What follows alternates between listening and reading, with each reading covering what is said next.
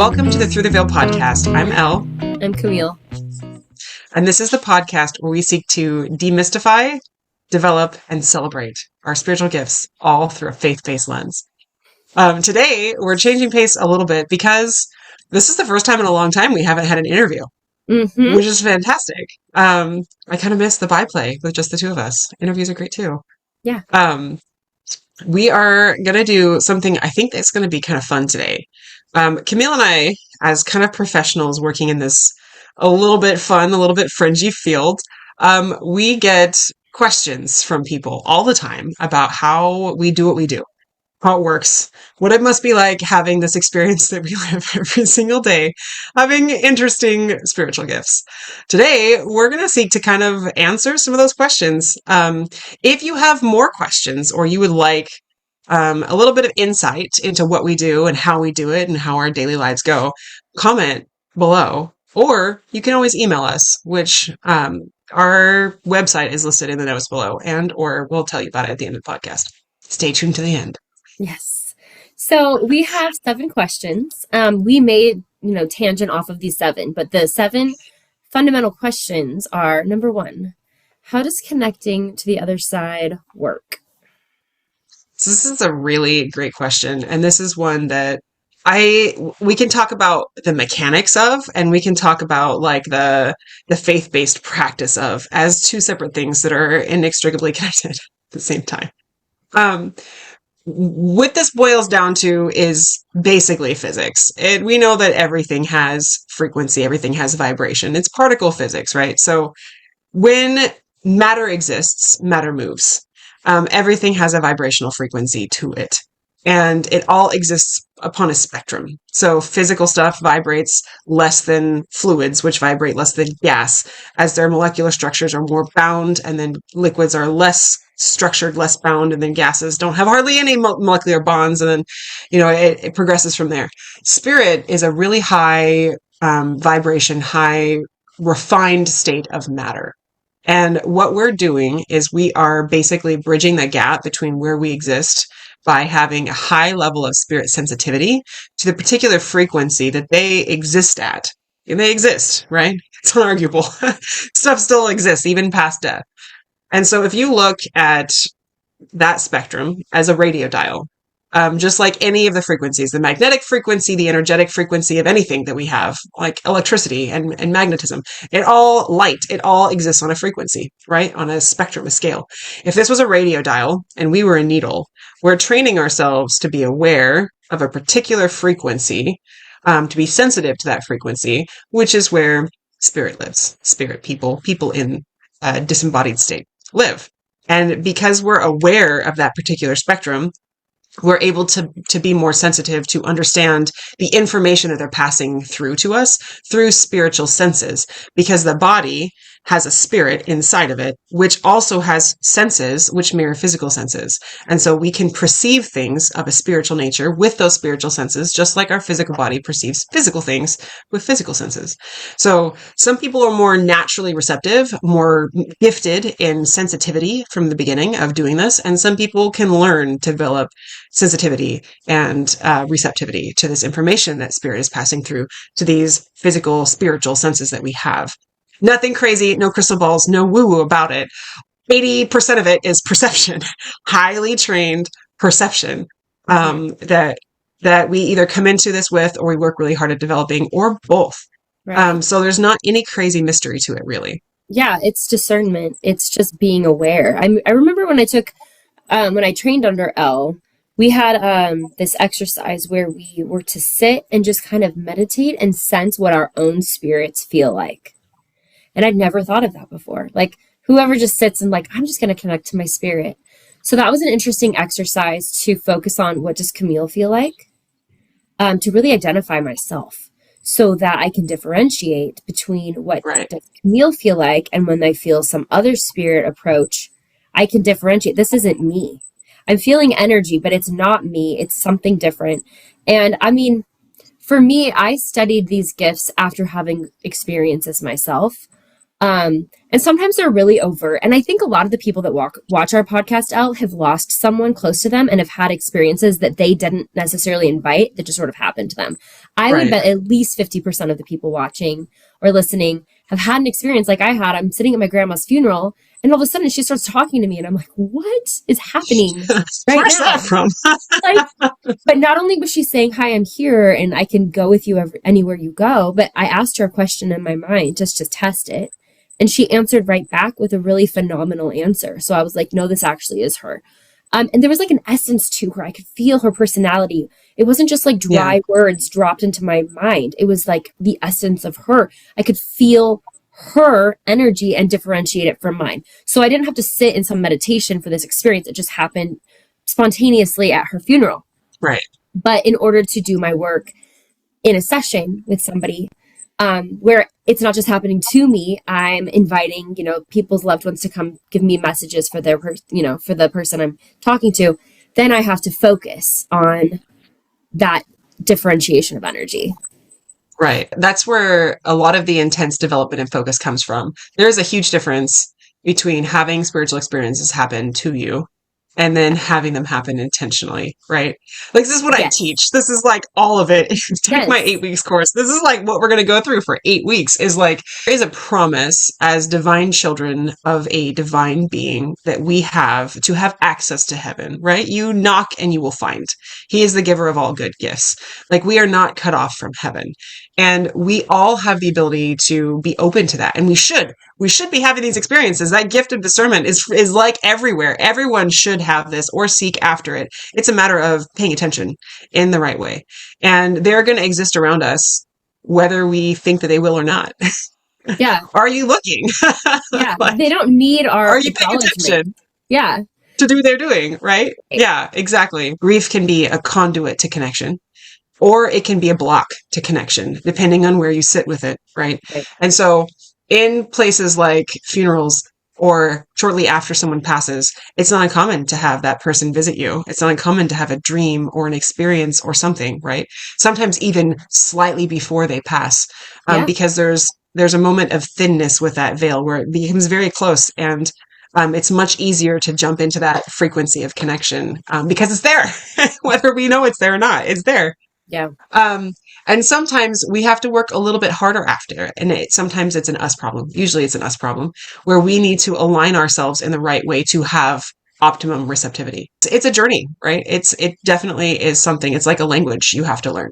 It is like a language. But it really is just like a language. But I think, Elle, something that you and I have in common is we're both really good at learning new languages. Yeah, both of us are bilingual. Yeah, so. I mean, I had functional Spanish skills as a high school student. Language learning is fun. I think both of us enjoy language learning. Like, it's true. Right? Like, what is spirit communication? Essentially, it's learning the language of spirit, paying really close attention and becoming a translator, becoming an interpreter of the language of spirit. That's what it is. Yeah, and I really like how you said we turn it off and on, because we don't like walk around. Like that leads me into our next question, okay? Do you see people all the time? This is a great question that I get all the time. I turn it off. I don't walk around the grocery store like, I wonder who could be following this lovely woman around. I don't spend my time. I don't have enough time in my brain or resources. I turn my gift on during a session. And then in my own life, I try to stay in touch with, to be at a frequency where I can be in tune with the Holy Spirit. So if the Holy Spirit wants to let me know, oh, somebody's like, with you right now, or I like to be and just be able to discern that for myself, but I don't walk around with feelers for every person. Yeah. It's only happened a few times where it's happened where I picked up without meaning to, you know what I mean? As a child, I think I was open all of the time. And it is... on the surface, people are like, oh, that must be so cool. Like, you must lead such a charmed, cool experience, like, ooh, do you see that guy over there? Ooh, what's going on over here? Like, honestly, that is not the way that we're meant to exist here. We're not meant to exist to a point where we're overextended in that way all the time. And most frequently, what I see with people who never learn boundaries in this way is they become overstimulated, overextended, depressed, burnt out, exhausted, anxious, or distracted from their life. They're the kind of person where you're like, oh yeah, like you're like Luna Lovegood, right? Like you're like, ooh, in space all the time, and you have Right. problems making legitimate relationships and connections with people here and maintaining those. And like that's the whole point of mortal life, right? We're here to live it, and we're here to learn it, and we're here to do the whole existence with Right. And we everything think that this, involves painful and not painful, yeah. right? And so being too open all of the time is not what we're designed for. And it is a gift that we should have, and we should have these experiences, but we can't be so distracted by living in another world that we don't live in this one, right? So like I have had conversations just recently with people as I'm doing interviews for my class, really gifted people. And that's one of the big questions that I have with them. I'm like, okay, do you know how to have a boundary? Um, in my own experience, when I was young, like I said, I think I didn't have an off switch, and I was the most anxious child inside, honestly, all the time. Particularly at night. I've talked about this before in the podcast, but like, I wasn't the person who was having the positive experiences. I was the person who was having the negative ones. And I didn't have an off switch, and I didn't know how to control it. And honestly, it got to the point where that I had to burn that circuit on purpose because I could not handle it anymore, just being raw and open all the time. And I had to learn to make it kind of like a camera shutter. And it's a good way to phrase it. I had a conversation with someone yesterday where she's like, it's on the periphery all the time. And I'm like, yes. And that is kind of where it should be. If you take a minute and you pause and you think about it, it's there, but your focus, your active focus shouldn't be necessarily on that all the time. Like I sometimes will have a situation where somebody will be talking and I'll see someone come stand right behind them, or like I'll be interacting and I'll feel someone come stand behind me or next to me or something like that. It does happen. It does happen. But more often than not, it is not something that I am allowing myself to participate in unless I'm doing work or unless there's an important need for it, because it can get very distracting. I mean, I have two special needs kids. They're really demanding on my time. I love them, but I'm a mother of four small children. I work. I have to manage my house. I live in a foreign country. Like there's a lot of stuff going on. And if I was in two worlds at one time, like I would be an overstimulated mess Yeah. all the time. So yes and no, like that on and off switch, those boundaries are terribly, terribly important to anyone who does any aspect of intuitive work, whether that is just energy, whether that is spirit, or whether that is something else. Having those kinds of boundaries is incredibly important. Yeah. I think for me, it's easier to turn off the one where I connect to people's loved ones who've passed away. But just picking Mm-hmm. up on like what's going on in people's lives is very like second nature to me. I read body language, I read facial expressions, I can read behind all of that and see if like something, if there's a heaviness, like that empathic, I can sense. And like I remember I was having a conversation with a friend at the pickleball court one time, and she was telling me about something hard she was going through with a member of her family.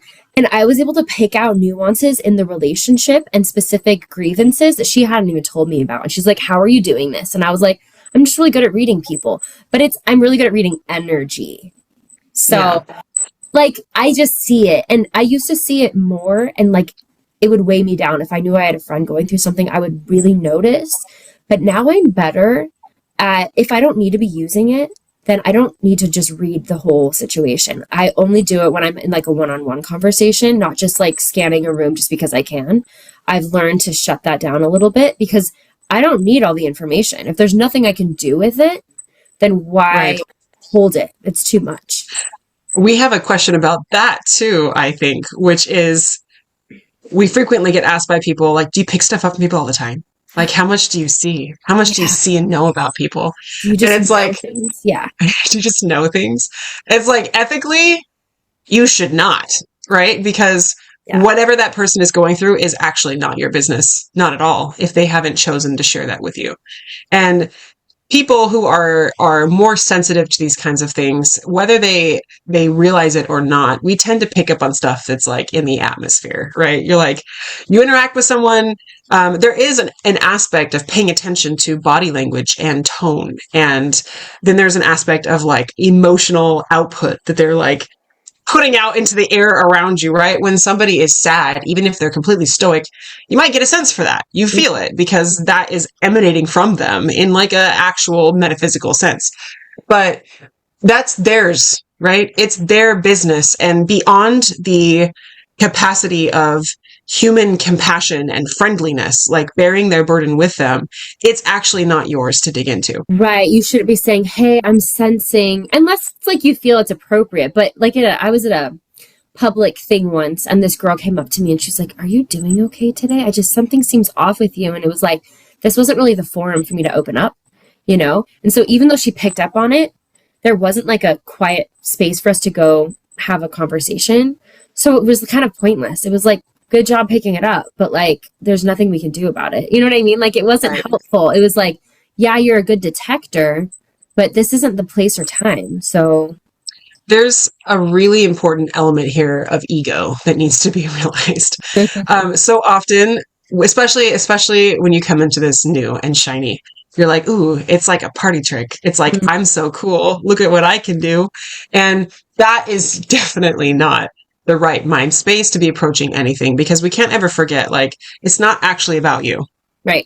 These are people's lives, right? This is people's pain. This is people's joy. This is people's experience. And sticking your fingers in it may not be called for.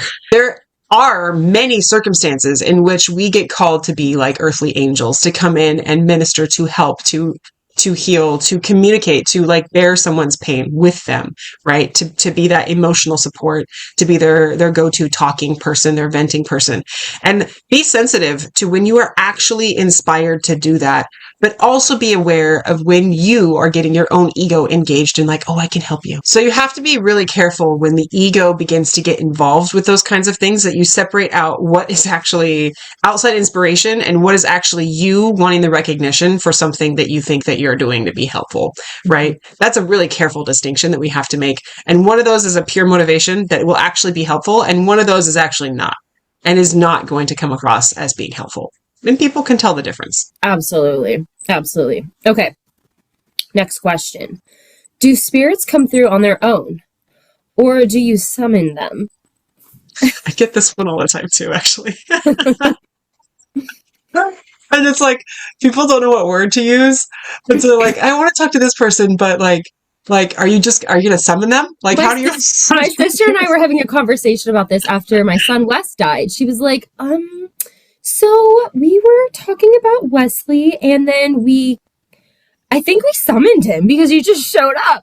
She's like, I don't know what word to use. It's like, we don't have vocabulary for this. Even this is why this podcast is important, because spiritual gifts are a foundation of Christianity, but they are not discussed. And so we don't even have vocabulary to describe these experiences. Yeah. And English is like so limited in like what we feel like we can use and say to use a language. And then you're like, I don't even know how to communicate this thing. I don't know how to communicate it. A, spiritual things are hard to communicate anyway. Yeah. But B, when you feel even more trapped because you don't know how to speak about it without sounding crazy, like, then you don't. Yeah. We're not summoning people. There are no seances. It is not a crystal ball.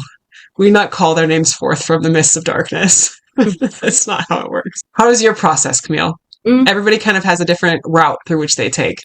So for me, I always ask clients, what's your intention, or what's your goal for this session?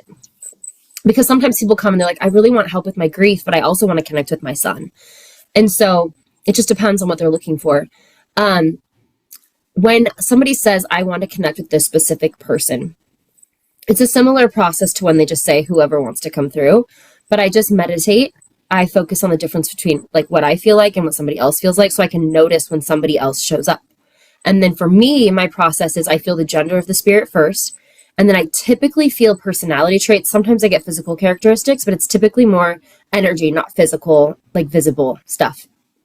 I usually get visible stuff later on in a session, like with some symbols, or like there's some symbolism involved with a lot of the images that I see. And sometimes it's very literal, but it just usually shows up a little later.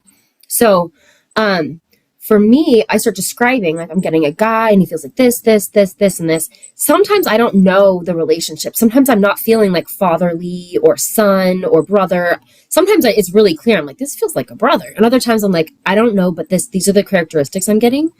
And then sometimes people will be like, well, that sounds exactly like my dad. And then I'm like, okay, cool. And then I'll move more into messaging. And they're like, oh, that's something my dad used to say. So I'm like, cool, we're talking. And then I'll feel like a confirmation when they say dad. Like, I'll get like a yes, usually, if that's who it is. So that's my process. I can't say that I'm summoning, but I do, if someone says I want to connect to my son or my daughter, especially with kids, I'm like, I can't guarantee anyone's going to come through. But like, I mean, I have a grieving mom heart. So my son is really good about coming through in situations where I really need him. And so it's nice when the kids do come through for the parents. You know what I mean? They usually do. We can't force anyone to come through. It's voluntary. Have you ever, though, had a situation where they didn't? Where somebody specifically wanted to connect to a person and they didn't come through? Mm-hmm. I haven't. Neither have I. I have had experience. I will tell you guys this, though.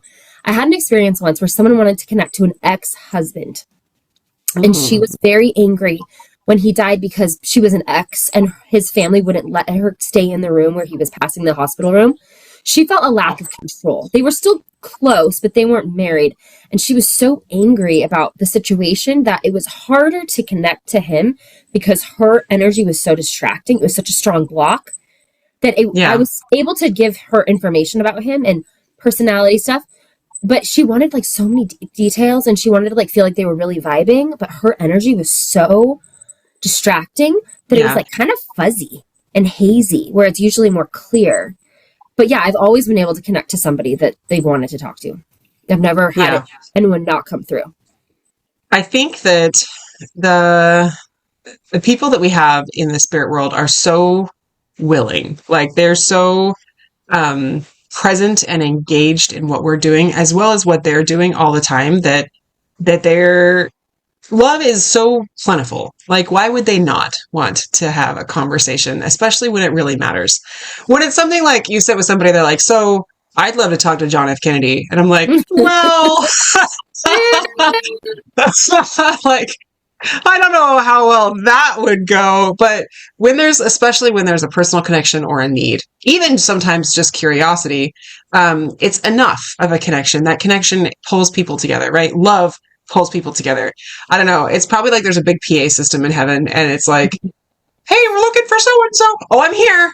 Give me a second. I'll be right over. You know, like, what was the time? Most of the time I have found that the people on the other side are already aware of the fact that we're here sitting together and looking for them, right? It's not a surprise. They already know it. And they usually have something that they really want to say too. Like they want to be part of the conversation because you're talking about them. Why would they not be? And I think that we've talked about this before in the podcast too, but like maybe it's like a kind of that whole thought of like your ears burning, like someone's talking about you, your ears are burning. They tend to have a sense too when we're remembering them or when we're talking about them and they kind of show up. It's like being pulled to, somebody who does remember you or somebody who is thinking about you or speaking about you. I don't know why you wouldn't want to be present for that conversation. I'm nosy, so maybe I would. Right? And I think it's kind of like a social media notification. Like I wanted to test the theory. And I've probably talked about this on the podcast before, but I wanted to test the theory. Do we have to say it out loud? Like, I would like to connect with this person. So one time, my husband had a coworker, and she was also a family friend. She passed away from cancer. I was just scrolling through her Facebook because I just was like, I wonder how she's doing. And then I was like, I'm going to look at her Facebook. She'd been passed for like maybe 6 months.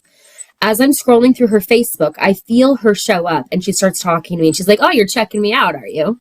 And I was like, I was wondering if you'd come because I didn't know, like, I didn't say anything out loud. Yeah. Like, this is my intention. It was all just energy. I was just thinking about her. So I feel like they get a little notification, like a little bell. Energy pulls energy together. Like attracts like. Everybody has a particular frequency of who they are, right? You like a flavor of that person, right? It's a notion of what makes them what they are. They're encapsulated in their identity. When you are remembering that, when you're focusing on that, when you're bringing that to mind, I mean, like attracts like. They're drawn in or pulled to that or have some kind of an awareness that is happening somewhere. I don't know. You could take it really far and be like, well, that's super overstimulating. Like, how many people are thinking of grandma at the same time in the world, right? Like, spirit doesn't have those kinds of restrictions in that way. Not the way we see it. Their perspective is so incredibly different than how we can visualize here because we live in such a different state of matter. It's like a rock trying to understand what it's like to be water or air, right? Like it's a completely different state of matter. So It's kind of useless to get bogged down in like, well, that can't be possible because you don't know what's possible because We you've are in never a very limited mindset here. It's not capacity. Yeah. expanded. Yeah. Yeah. We live in a box and they live in the air. Yeah. So, like, it's And I very think different. But intention matters too, because I was like just scrolling her Facebook because I was bored. I was like, I wonder how she's doing. I care about her. It wasn't just right. like, it wasn't flippant. It's genuine. Yeah. Yeah. And love is what brings people together too. Like Yeah. that is the most attractive force in the entire universe. You think about how much you're pulled to someone who loves you, how much you're pulled to someone who loves you, right? Like, so if you have someone here has such a great necessary need for connection in any way, even if it's forgiveness, like even if it is a search for, Especially if it's forgiveness. atonement. Yeah. Yeah. That is still a form of love and it still attracts. It's still an attractive force in the universe. So yeah. Do we summon them? No. We put out a call and 99% of the time they answer. Yeah. And they're willing to. And it's pretty cool. Yeah. It's pretty great. Okay, this next question, I get asked this one a lot because it's relevant to my situation. Do children come through differently than adults? And people will ask me, does Wesley, my son, does he come through as a child or as an adult? Well, okay. When I'm giving a session, I do feel a difference. Like it's typically when it's just like, we'll see who comes through. I can sense the difference between a child and an adult because especially when the child was never actually born though, if it was like a miscarriage or maybe like a stillborn, there's sort of like a different feeling I get. Like this person hasn't lived on earth. That's different. Like they're not weighed down by the life part of life. Right. Then like with jaded, the child, like Wesley or somebody young, they have a little bit of a different like spirit than somebody who was an adult when they passed away. But also pets too have a different, there's a purity and like a lightness. Almost like there's less substance with them. But a purity and a sweetness. Yeah. simplicity. Less cynicism maybe. Yeah. Unless it's a cat. Cats are particular among all pets. So I think that children can come through differently. But sometimes they come through as these like wise mentor guides because I mean, they have this purity and they're not limited to the age they were when they passed away. My son is not stuck at 3. He's not just bored and having playing with cars and trains and, blocks thinking, when is my family going to get here? Like, I've been here for like 8 years and I'm bored. He's not limited to his intelligence that he was in his body. Like, his intelligence existed before he was born. He's growing. When I feel him now visit me, he's typically like, he feels like he's like 18, 19. Yeah. I see a huge array of variation, particularly with children all the time. And it does seem like that. And to add to that, Camille, it's not like just because he appears to you as 18 or 19 now that he can't shift capacity in like a crazy, wild degree. He was in my dream a couple weeks ago and he was like 2 and he had the chubby cheeks and he like put his cheek right next to mine and it was the fat little baby toddler cheek. It was so amazing. And I was like, that's more comforting to me than to see him in a dream as his like wise 19-year-old self because I miss my little boy Wesley. So yeah, they can shift. Yeah. And that it's like the role that they're needed to play. Because and you see this even with adults too, sometimes connecting. It's the way we perceive them doesn't actually matter, right? It's just for us, really. It's the wrapping paper. Yeah. They are going to be who they are anyway. And it's really for us. It does matter because it matters to us, right? It matters to us. And sometimes it matters to them, particularly with elderly people. It's interesting because I don't know, like if you die at 98, you're not going to be a 98 wizened little old man forever with gray hair and like a limp. It's not how it works in the spirit world, right? So sometimes they'll show up as that person that you recognize, but then I also have an interesting thing happen sometimes where they like regress and they then present themselves as something more young and more vital of like who they were when they were in their 30s. Sometimes they present at 30 and I'm like, so it's this person. They're like, I don't recognize who that is. And I'm like, okay, think about your grandma when she was like 35. Okay. Have you seen pictures? the way that they're presenting themselves is usually dependent on some other factor, maybe a need, particularly with children. They show up in the way that they feel like we need comforted or we need information at that time. Do they need to be somebody who is like a wise guide, who's going to give you the grace and the help that you need to move through whatever you're going through, whether that's grief or some other point in your life where you're stuck somewhere? Or do you need that particular mama, dada comfort of that child that you used to cuddle and snuggle and you held, as something so small and precious? And it doesn't matter how they appear. They're going to give you what you need in that moment, right? And they're much more attuned to that than we are. So I think the more important question is, why are they showing up the way they're showing up? Not, are they stuck somewhere? Right. Yeah.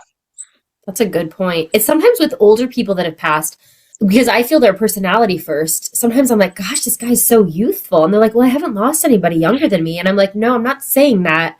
He just has this youthful personality, and then I'll describe like it a vibrancy and energy right. to I'm him. like, he's funny. Or one time I was connecting to someone's mom, and I was like, she just feels so young. Like, I can't attach an age to her at all. Like, she does not want to be identified as old. And she's like, my mom was always like that. Some people thought she was my sister when they'd see us in public. Like, she hated being thought of as old. And I was like, she will not tell me that she was old. Like, she's denying it. She is hard pressed. Yeah. Yeah. A lot of times it says something about their personality that can be an observation made. Yeah. They still are who they are. I had a really cool session with a couple a few days ago, maybe last week, and they wanted to connect with their daughter. And she had only lived, I think it was for 9 days. She'd only lived here for 9 days on this earth. And that was extended time. Her little spirit was the spunkiest, sassiest little spit of a thing. She was hilarious. She came in with all these jokes, and she was so incredibly funny. And she presented as like between the ages of 3 and 5 is what she looked like for me. But the voice, the appearance that I saw of her was different than the personality that I got from her. The way that she talked to me was much older than she appeared too. So sometimes that can happen also. Like, the maturity with which she was communicating was not a 5-year-old. Right. It was hilarious. The jokes were way better than my 5-year-old can tell jokes. Okay. So like, it was great, but like sometimes even the appearance, if that is the presentation that they give you, and oftentimes I'll see an appearance, sometimes that doesn't even match up with the voice that they're using to speak to you or the information that they're communicating to you either. Like, they're not bound in any way by like chronological age on the other side. Yeah, and sometimes children have old souls, and so you're like, gosh, it's like this person has grandmotherly wisdom, but she only lived to be 5 years old on this side. Yeah. Or even with pets. One time I connected to somebody's cat. It was like her soul cat. I'm like, this guy's a sage. He's this wise, loving, pure, amazing. Cats, man. I don't know what, or I've even sold cats dogs. Are special. Sometimes these pets have these old souls, and sometimes they have really young souls, and I'm like, this is a hyper one. It's like a puppy their entire lives. And she's like, yeah, that's just how it was. And other times they just settle and they feel like, I don't know, older. It's hard to explain. Okay, next question. Do spirits stay with us all the time? This is a great question. I was having a conversation with somebody yesterday about this question, and along with things like, do you see spirits everywhere all the time? And I'm like, no. And wouldn't you be so anxious if they were? Yeah, I wouldn't want that gift.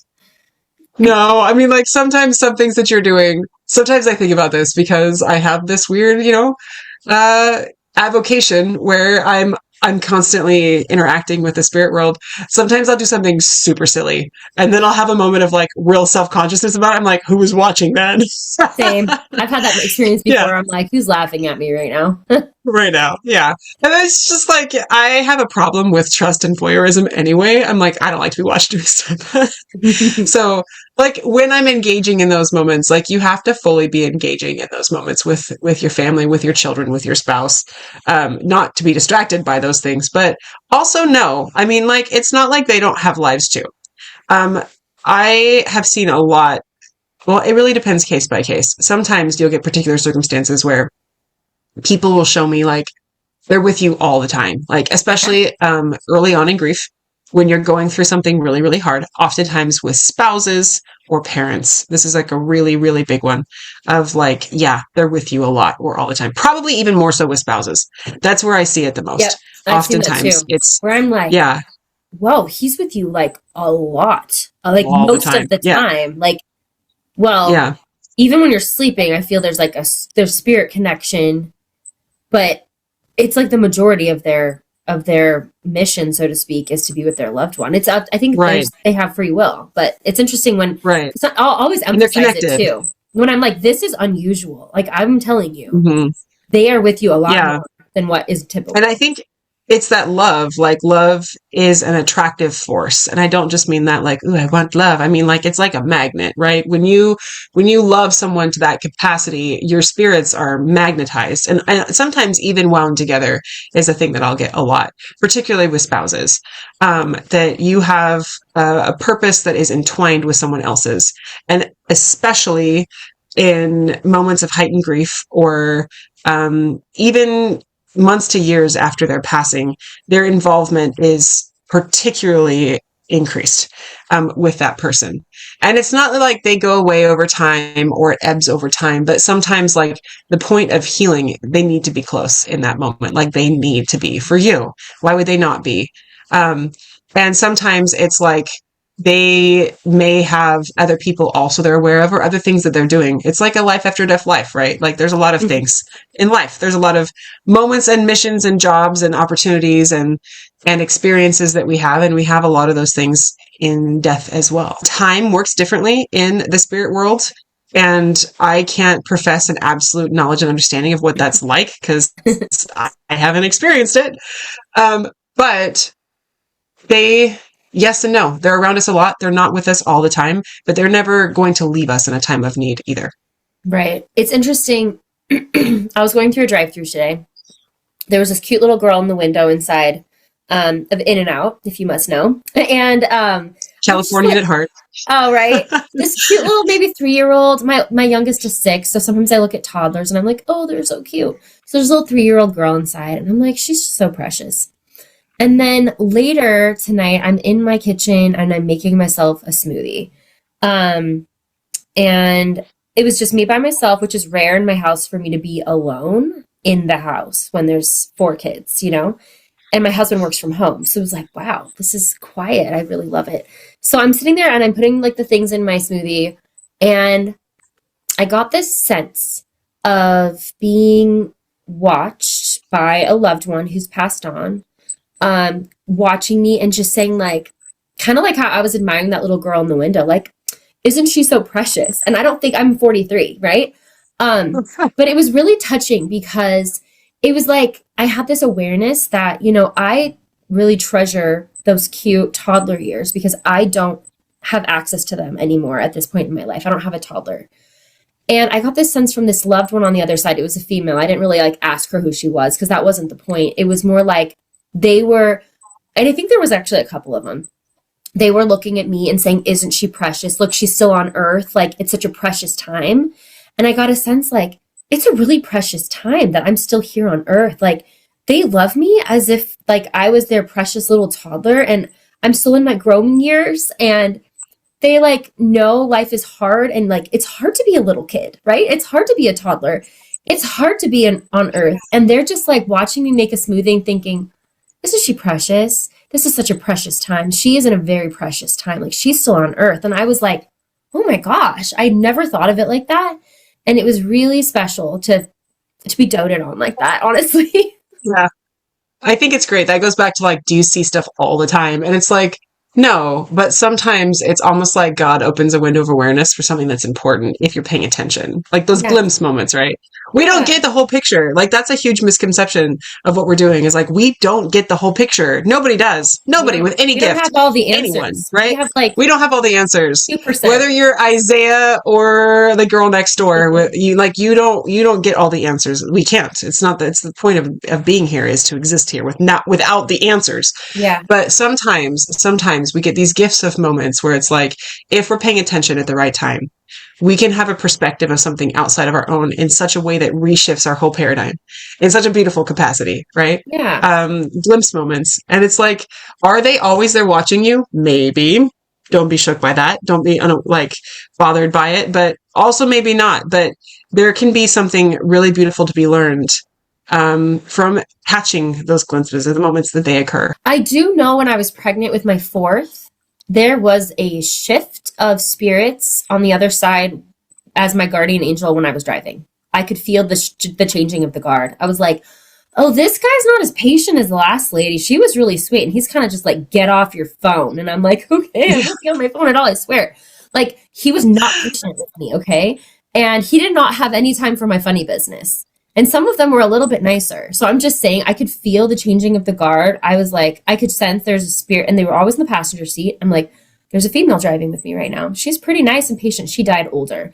And I'm like, this guy's a little gruff, and he's just a little bit more like to the point, and he's not messing around. Yeah. So he was annoyed. I could feel his annoyance. He's like, seriously, just pay attention when you're driving. Be a little less distracted, please. And so I don't know why I had that experience, because it's not like I think when I'm pregnant, I do notice more like guardian. Oh, absolutely. Yeah. Yeah, absolutely. There's like a higher sensitivity. I'm sorry for all the men out there. You guys just miss out. But there's like a higher sensitivity that you have being more connected in creation, in the process of creation, I think, spiritually and physically, that you get while you're pregnant. Also, I think it's funny. It's like just like a good general observation to think like there's still people. They still have personalities. They still have flaws and like interesting quirks in who they are and how those personalities manifest, right? So like that doesn't change. Some people are really personable and some people aren't. Like I had a session with somebody a couple weeks ago when we were in DC. It was just the craziest experience. It was a man who we like happened into his house because he lived in a haunted house. We ended up having like a whole experience with them in their house. And I ended up having a session with him, and conversation that happened between him and his great grandfather. His great grandfather was like a difficult person. Most of the time when I'm having communications with spirit world, they like clue me in to some point of the process. Like I don't see the whole span of their life, right? They show me what they show me. It's like having a conversation with someone. Sometimes they're open and sometimes they're less open. Mm-hmm. This guy was the most closed storefront I have ever seen. Oh. I had no idea what he was talking about. I had none. And he was having this whole conversation with his great grandson that I was completely outside of. And they would just like, he would be like, and is it about this thing? And then his great grandfather would be like, yes, it's about this thing and also that thing. And he's like, yeah, that makes sense. How about that thing? He's like, yep, it's about that thing too. And I'm like, what are we talking about? What's going on? It was like, this guy would not give me the time of day. He didn't even want to go there. And there were a lot of reasons for that. He had a lot of shame and a lot of things that he was carrying, but I didn't find out any context until afterwards when I was like, okay, what were we just talking about? And he's like, oh, he didn't tell you? Oh my goodness. I got the inside story. But I have never been so closed out from the spirit before. It was like, this isn't your business. It's about me and him. You're just translating. It's like, oh, hey, friends. It was great. Good times. Okay, here's the last question. Can you be wrong? As a translator, can you make mistakes as a translator? So much. Also, even somebody, I've been doing this for a long time. I'm pretty good. I'm not perfect, but I'm pretty good at what I do. And I have to give it as a caveat. Like the connection isn't always like HD TV. It's not always like a 5-bar FaceTime call. Right. Sometimes that goes in and out. Sometimes it's like a tin can and a cell phone. Sometimes it's like they walked too far and reception got fuzzy for a minute. Can you hear me now? Can you hear me now? Right. And that probably has a lot to do with me personally more than it has to do with them. Like my dial on that radio scale may be inch too far one way or the other, because it is a skill to keep it pointed at exactly, 98 degrees or whatever it needs to be at. But sometimes too, like it is like trying to be a translator in a foreign land. And some concepts are just too big to fit into English or capture all at one time. And sometimes we miss stuff. Sometimes it comes in so fast and so vast that it's like, okay, well, just a second. Let me like orient myself. Yeah. Looking at the stars on the ocean, right? Like, sometimes it's too much, and sometimes we misinterpret information. It's the whole concept too of like being off by a degree. If you start in Seattle in a plane and you have like a 1 degree difference, maybe you're going to end up in Saskatchewan, Canada, or Florida, given enough time, right? Like, sometimes because everything passes through a filter of personal experience and humanity, it's inescapable. Bias is inescapable as part of the human experience. Right. And sometimes it's impossible to separate that interpretation, and you have to give grace to the human experience. And so sometimes we misinterpret. We can be off by a degree that takes a mile, right? So it's really important always, no matter who you see in this business, to find your own validation and get your own, unlike pray about it, right? Like go take it to God, go take it to your spiritual source, feel the resonance, see how it hits you, because of course we can be wrong. We're not infallible. But have you ever had that experience when you're connecting to somebody on the other side and they're just so easy to connect to because they have the gift of gab. That's their personality. And you're like, oh my gosh, I could talk to you all day. This is so fun. Yeah. Or like for some reason you match up with them. Like you like personalities align and just like, I'm like, I get you. I get you. We would be best friends. Like when she's like, oh, it's just so fun to talk to him. Or do you ever have that experience when you're giving a session and you interpret or you express something and the spirit corrects you as you're saying it? And they're like, gosh, well, it's not quite. And then or like you finish saying something and then maybe somebody else, let's say like you're connecting to somebody's like dad and uncle. And it's kind of like you're sitting around a round table and you're all taking turns talking. It's not like you talk to the uncle and then he's gone and then the dad shows up. Sometimes everyone just kind of stays together. And so let's say you're saying something for the dad and then you go to the uncle. But if you didn't quite say it right, the dad might kind of be like, hey, come back to me because I want you to like go down this path a little further. Because I didn't get to say everything I wanted to say, and you didn't quite get it right. Or sometimes as I'm saying it, they're editing it as I'm saying it, and I'm like, wait, nope. Oh. Okay, wait, actually. It. So it's like this very in like the moment process where it's like a conversation. An unfinished painting. Sometimes you like, wait, this needs more like rephrase stuff. I correct myself all the time in the middle of saying something, and it's a very human thing to do. Like you stop, you halt, you backtrack, you walk sideways, you walk backwards. It always kind of makes me laugh when I'm talking to somebody, but I always like to point it out in sessions with people when it happens because I think it's really good for people to know. I'm like, oh, okay, I got that wrong. They corrected me there, and sometimes they're good about it, and sometimes those spirits are like, that is not what I said. That is not what I said. I'm like, oh, sorry. What did you say? Right. Yeah. It's always good times. Most of the time they give you more grace than that. And they're like, well, okay, let's bring it back this way and help you understand a little more fully what I actually mean. But you always get that one awkward guy sometimes where he's like, you're wrong. That's not right. And you're like, like, thanks for being so clear. Have you ever had it happen where you get like an image that's symbolic or maybe a theme, but it actually like hits in a couple different ways? Like for example, I was giving a session a couple weeks ago and I saw this imagery of fall leaves changing. So it's like yellow, orange, red, and then like a brown, like crumpled leaf. Okay. And these like big kind of like oak leaves, really big ones, like as big as your face. And I saw like these 4 leaves sitting on the ground in the progression of color. And so I said something about the outdoors because it was her dad we were talking to and he loved being outside. And he seemed satisfied with my interpretation of the fall leaves. And then he wanted me to go back to that. And he showed me the fall leaves again. And I was like, okay, this time he's not just talking about the fact that he loves the land. He's specifically talking about your land that you guys bought, your plot of land. Like it means a lot personally to him. She's like, oh my gosh, they were there with me. It was so personal. And I was like, okay.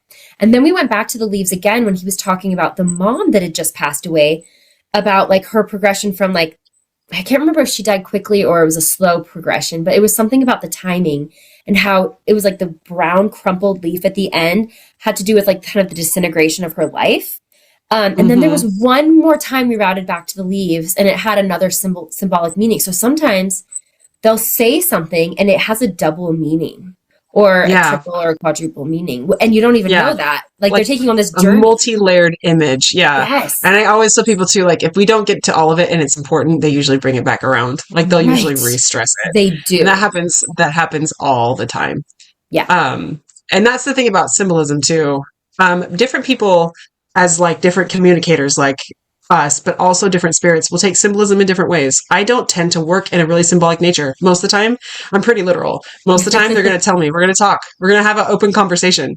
And that's just my perspective of things. Even though I'm a writer and an artist and I love symbolism, most of the time, the way that I perceive that communication is more of a literal, actual, factual nature. But some people are super symbolic, and everything they do is in symbols.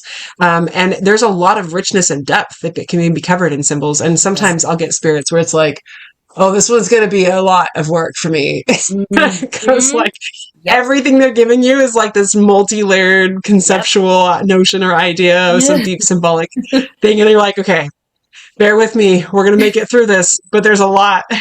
Yeah. There's a lot in this thing. I feel like oftentimes when I get a lot of the symbolism, it's the client is like up for it. They kind of like, that means a lot to them.